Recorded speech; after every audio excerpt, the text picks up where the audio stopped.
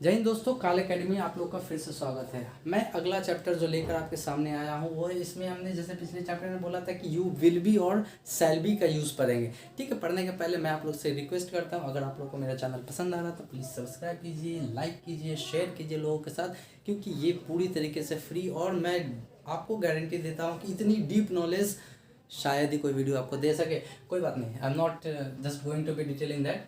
Use of will be और shall B, जहाँ जिस वाक्य के अंतर में, जिस सेंटेंस के अंतर में क्या होगा, गा गे गी लगा है, ये फ्यूचर कहलाता है।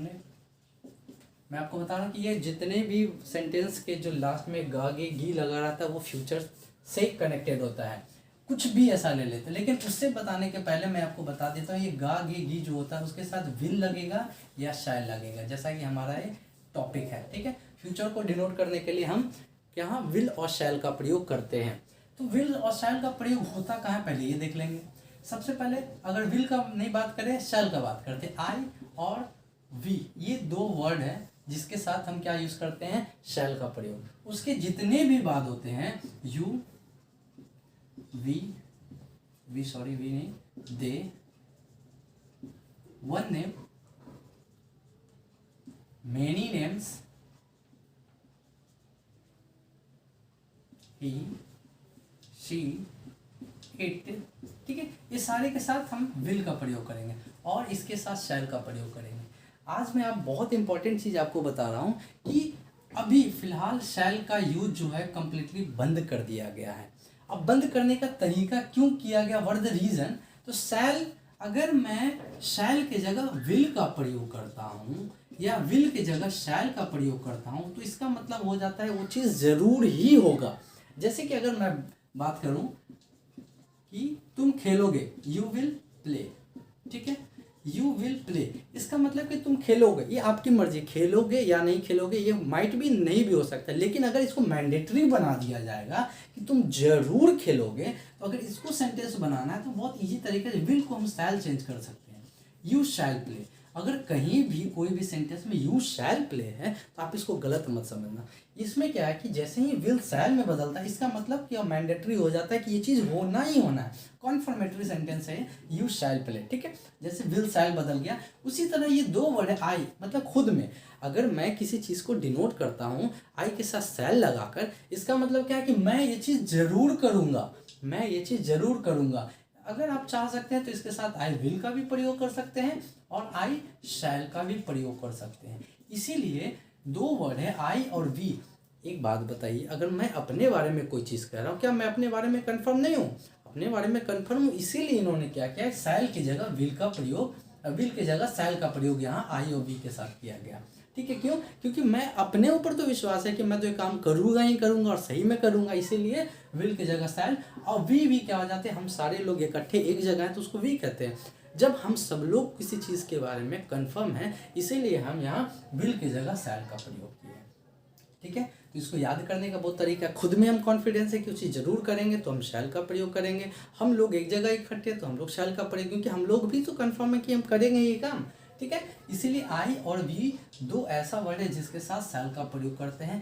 क्यों करते हैं प्रयोग, आज हम समझ गए। अगर यू के साथ अगर हम शैल का प्रयोग करेंगे तो ये गलत नहीं होगा, लेकिन ये क्या होगा कि आपको कन्फर्मेटरी देना पड़ेगा कि सामने वाला ये काम जरूर करेगा। तो यू के साथ जनरली वी विल का प्रयोग, दे के साथ विल का प्रयोग, ये जो अभी हमने लिखा है प्लीज नोट कीजिएगा, काफी इंपॉर्टेंट है। अब देखते हैं इसका कुछ एग्जाम्पल। देखिए, जैसा कि सेंटेंस हमने विल और शैल का देखा, लेकिन हमें यहाँ पर ना विल बी और शैल बी।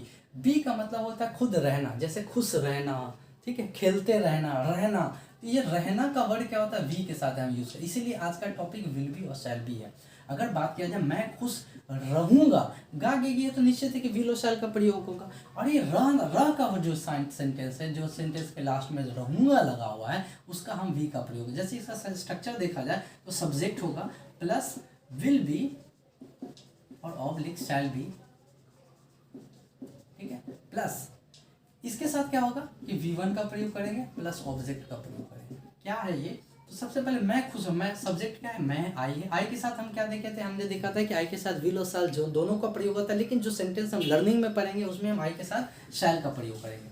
आई शैल, रहूंगा है तो वी लगेगा, आई शैल बी क्या है, आई शैल बी क्या रहेगा, आई शैल बी हैप्पी, क्योंकि हैप्पी क्या है हमारा जो वर्ब है, हैप्पी खुश रहना जो हैप्पी है ये वर्ब वन है, ऑब्जेक्ट यहाँ पर कुछ नहीं, आई शैल बी हैप्पी। इस तरह से और भी एग्जांपल अगर देखेंगे हम तो मैं तैयार रहूंगा, मैं तैयार रहूंगा, यहाँ रहना का वर्ड लीव या कहीं प्लेस नहीं आएगा, यहाँ पर क्या होगा बी का प्रयोग करेंगे, मैं का आई हो जाएगा, आई शैल बी, और तैयार रहना का रेडी हो जाएगा, ठीक है। बी हम यहाँ रहना के लिए यूज किए, मैं तैयार रहूंगा, आई शैल बी रेडी।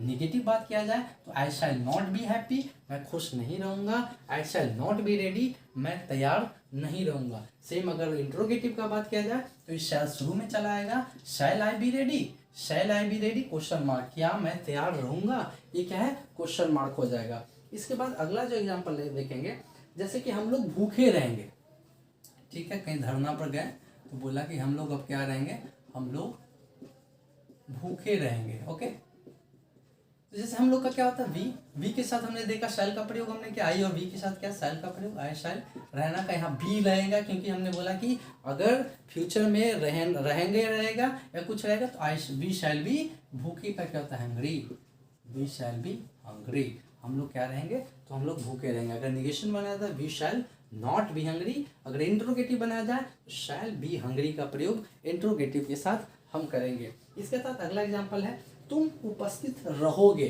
अगर मान लीजिए ऐसा आएगा कि तुम उपस्थित रहोगे, ठीक है।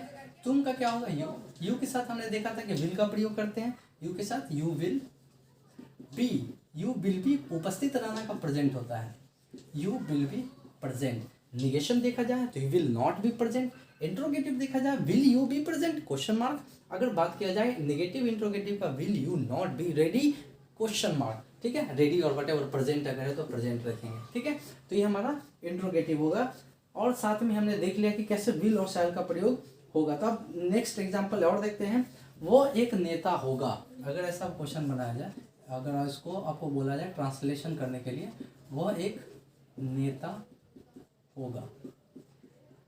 जैसा कि हमने देखा कि बी, बी का मतलब भी होता है होना, ठीक है, बी का मतलब क्या होता है हिंदी होना होता है, तो वो एक नेता होगा, वो का क्या होगा ही के साथ हमने पता है कि विल का प्रयोग करते हैं, ही विल, होना का be, he will be a leader, ठीक है, he will be a leader. इसी तरह वह एक शिक्षक होगा, he will be a teachers, अगर नेगेटिव में he will not be a leader, he will not be a teachers. Same अगर इंट्रोगेटिव का बात किया जाए will he be a leader question mark, ठीक है। इस प्रकार से हम देख लिए कि कैसे विल बी और शैल बी का प्रयोग करते हैं नॉर्मल सेंटेंस में।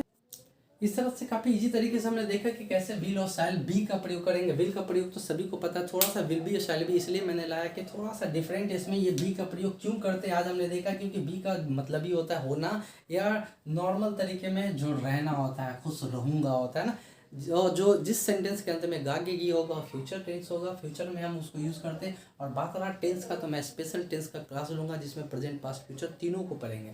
इसके अलावा नेक्स्ट जो क्लास होगा उसमें हम पढ़ेंगे use of a an the in translation, ठीक है। ये ग्रामर का पोर्शन है बट मैं ट्रांसलेशन के साथ ग्रामर इसको फिक्स करूँगा। तो मिलते हैं नेक्स्ट क्लास में। Thank you very much.